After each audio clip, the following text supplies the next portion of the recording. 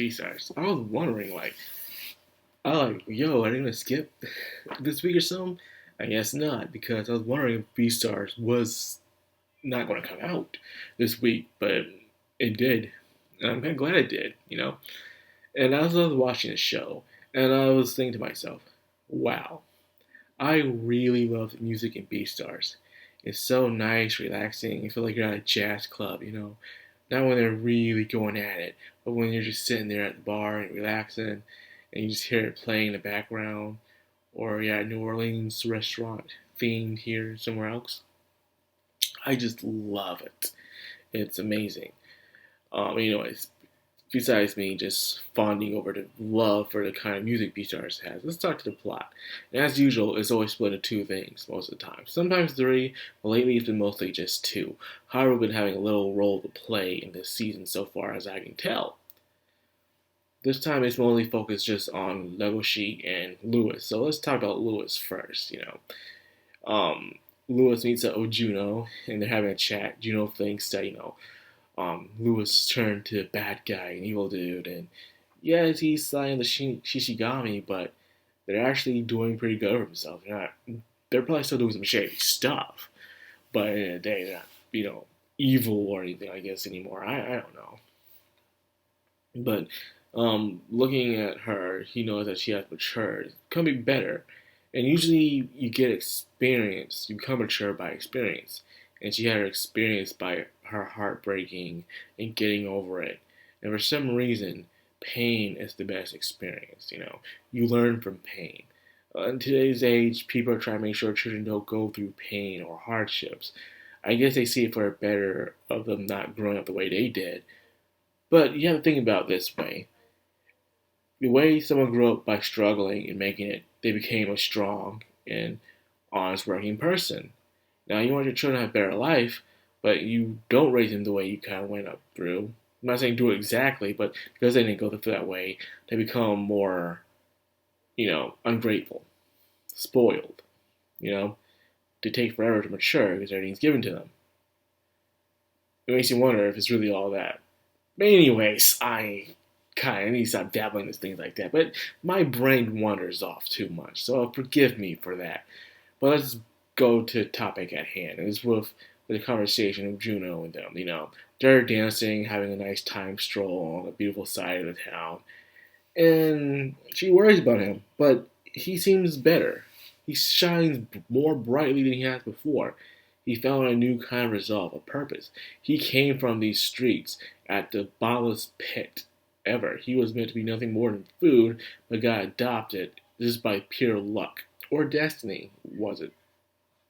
And now he's the leader of the Shishigami. That is very interesting. Irony, we would say. He was supposed to be this icon for harmony and peace, but deep down inside, he feels like he's completely useless. He can't protect the one he loves. He's not good at the politics, the instincts, or the strength, but yet he's supposed to be the hero of the animal kingdom that they live in. It's just all lies. It's all lies. It's just a cover up. Make everyone feel better. That's all it is at the end of the day. Make everyone feel better. And it kind of sucks. But it's like this. You have two options, man. Two options.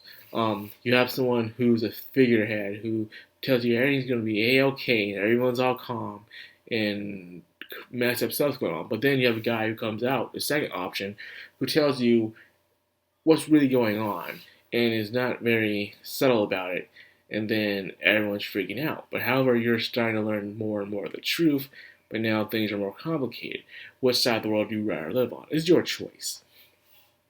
Anyways, he decides he's not going back to school.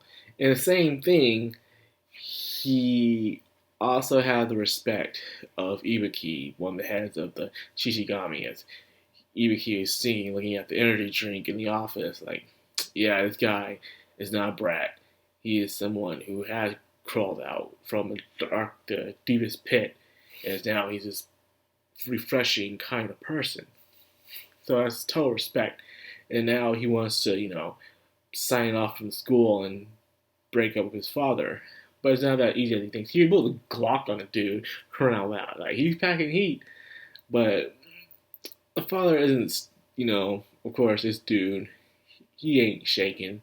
Like, I think, despite the fact that the father acts cold, but he has his true genuine love for his son that he adopted. You know, he didn't just adopt him just for no reason.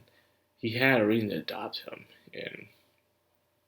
and yes, he could have his own kids, but still, he grew some sort of attachment to him.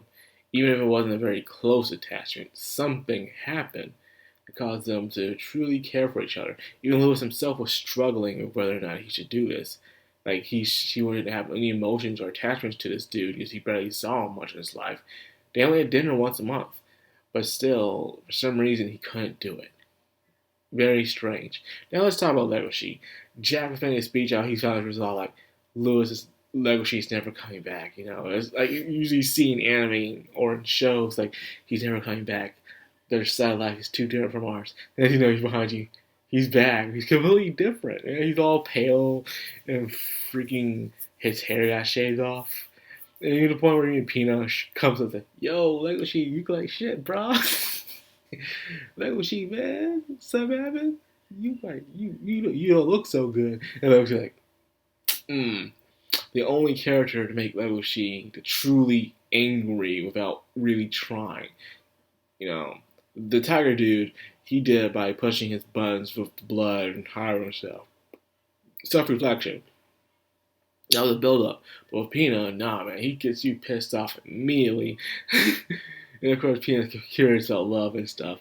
Now, what's going on with Legoshi is he's just training, you know. He's trying to fight back against his instincts. Where he's around meat, he won't drool or crave it that much, like most animals do, carnivores do when they want meat.